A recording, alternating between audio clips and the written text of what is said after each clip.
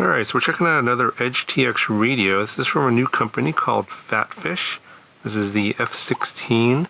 And so it's an EdgeTX radio. It can run either Express LRS internally or a 4-in-1 module. So you have two choices for the transmission module internally. And you have the option of either having the video receiver or no video receiver. So this has a 4.3-inch touchscreen here for EdgeTX, but it can also be used as an analog FPV display. And there is a receiver module here in the back. We'll talk about this a little bit more shortly. That receives the video signal and then sends it to the screen here. It's pretty bright. It's 1,000 nits. The battery in here is pretty standard. It's a 2S lithium-ion pack. And I think this is included, at least the sample I got here from Makerfire did include these. And it just plugs into a 2S balance port, pretty common.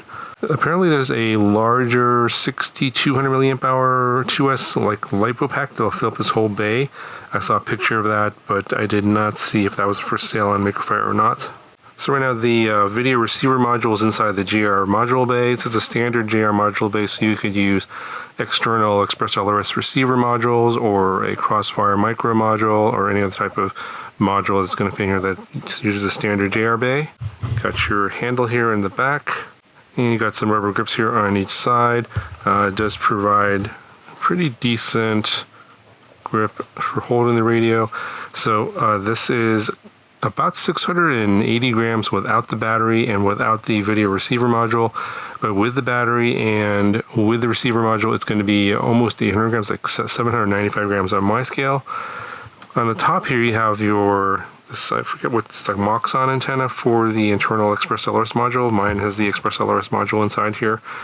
And then you have a USB-C port here on top. It's going to be for your simulators, also for like doing firmware updates for the Express LRS module and also for the radio. And then you get these whip antennas here for the video receiver module. This is 5.8 gigahertz for the video. Got your switches up here on top. So over here is a momentary switch, 3-position switch here, 2-position switch over here, and then you have a 3-position switch here. Got a couple of sliders with a little bit of a detent here on each side. It's okay. Got some dials here on top with a little bit of a detent in the centering, just a tiny bit. This one here is a 3-position switch, another 3-position switch, another 3-position switch, and we have one more 3-position switch there. You can see here we have this carbon fiber color paint scheme on this one. There's a wide variety of colors available. You have to check the website to see them all. There's like, I think 8, so quite a few. A bunch of trims here. The buttons, these trim buttons are okay to get the job done. You have a 6-position switch here. These will light up. I'll turn this on here in a second. And then for the rest of the buttons, you have your system button, return model, page forward, page back, and telemetry button. And then you have your pretty standard scroll wheel here. And then you got your lanyard right here. It looks like it's pretty well balanced with the video receiver module and the battery. The gimbals here are not full, I guess full-size gimbals, I guess. I'm not really sure what the name of those are. The stick height's pretty high on this one. These, I guess, this is probably somewhere between a mini-size gimbal and a full-size gimbal. And I'm not sure if they're Hall sensor. It wasn't really specified. I'll try and research that. I'll put up an annotation on the screen here if I can figure that out. But they're fairly smooth. I imagine they're probably Hall sensor gimbals for this price point. And it does feel like it has pretty good amount of travel, at least compared to what I like to use. I like to use the mini gimbals with not a lot of travel. This one has more than I'm comfortable with. So that might give you a frame of reference as to whether or not it might be for you or not. But I think that for those that want full-size gimbals, this might be a little bit lacking. And if you're looking, if you're like a gimbal snob and you need those AG01 gimbals from like Radiomaster, you're probably not going to be too happy with these, but I'm not sure if this would be the right radio for you anyway. I mean, obviously the unique feature of this radio is the screen and the fact that you can receive analog video signals and fly through the screen. So let's go ahead and power this up.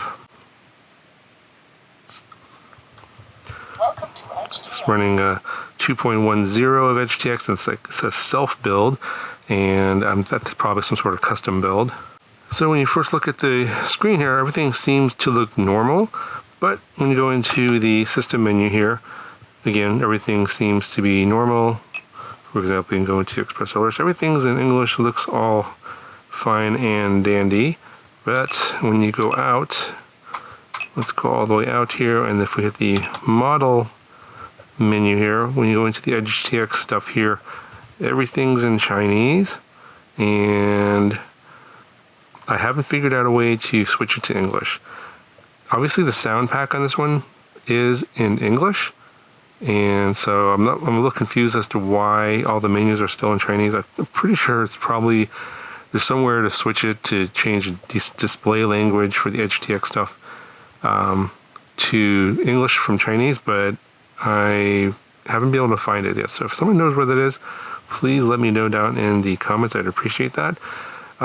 If the radio comes like this, for those of you that don't read Chinese, I have a funny feeling that this radio might not be very useful for you unless you can figure out a way to switch it to English. And so I'm going to let Makerfire know about this so that they will send out radios that are in English and not in Chinese, because obviously most people aren't probably going to read these menus. So to switch this from the EdgeTX screen to the analog video transmitter screen, you just flip this switch down over here. And you can see we have our analog video signal. The receiver is on the back here, and we are on R1 5658. To change the channel, you just long press this button. You see the red lock goes away, and you can change the, if you go up and down, it'll change the channel number. If you go right and left, it'll change the band. So A band, B, E, F, R, and L are the bands available. And of course I am usually always flying on R1, and then you just long press the button again, whoops, and to lock it. There we go. So if you want to use this for external power, you can take this out of here, and then you can feed the analog signal that comes out of here from this port over here. There's a little 3.5mm audio jack port. You can feed that video out and put it into a goggle if you want to maybe put this onto like a tripod or something like that. So you can take this out of here if you don't want to use the screen. So you can use this as a standalone, but then you just slide the switch over from internal to external. And then when you do that, it stops using the power from the radio. And you can see here there's nothing. You're not going to get any.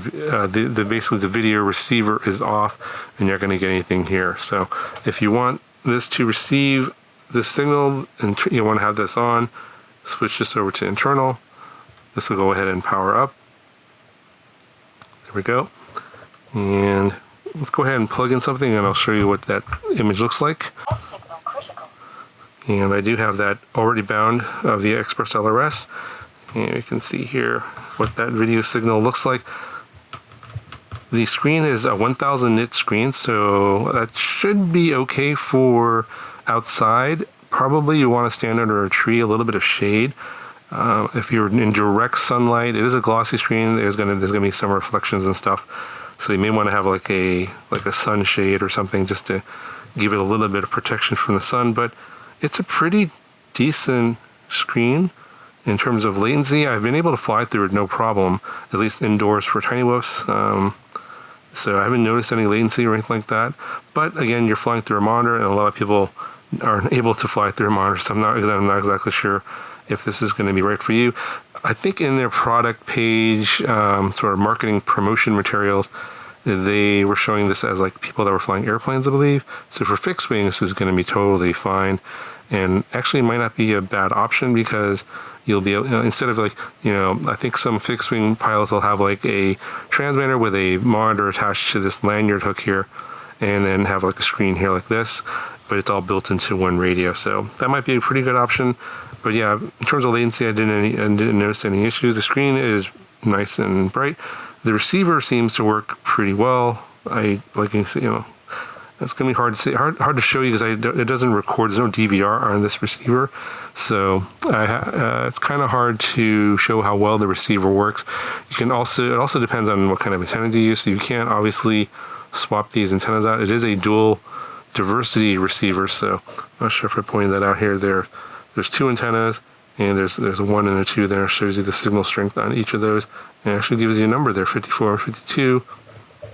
So obviously you can swap out the antennas if you're looking for better reception. And again, if you want to switch away from the analog FPV feed, just pull the switch up and you're back into your Express or your EdgeTX setting. And here you can change obviously all of your EdgeTX settings. Alright, so a couple last things here.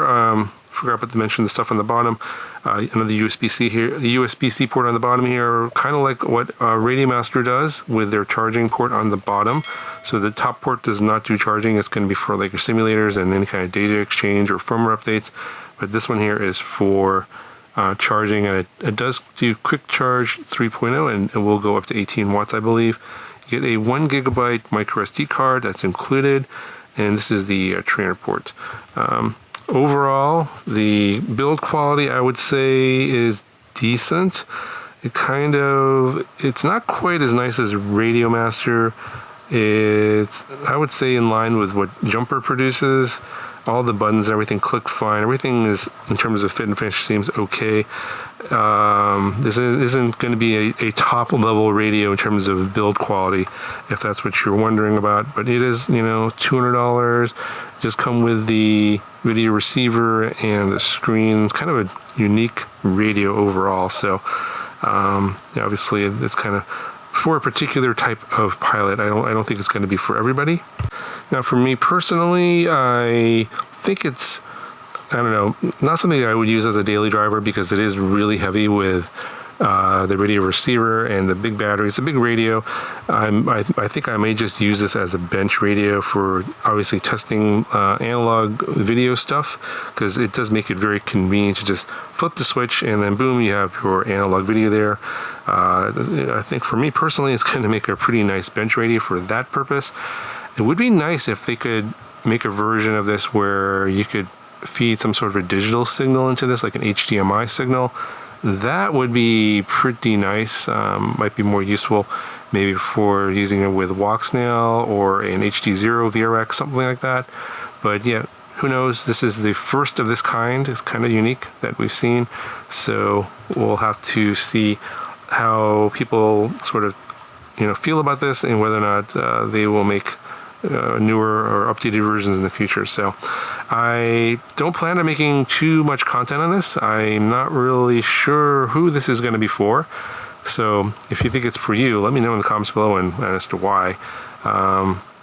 If you really want to see a lot more content on this, also let me know in the comments below, and also let me know why you want to see more content on this. If this sort of setup is going to be useful for you with that analog FPV screen there and the video receiver in the back. Well, I think that's it. Check the specs down below. I think obviously I kind of brushed over a lot of stuff in terms of the specs. Check the link in the video description. There'll be more specs in the product page, of course. And yeah, especially with the language being Chinese for a lot of the EdgeTX stuff, it does present a pretty big issue. I will amend the video description with either a link to a manual or some instructions on how to switch this to English.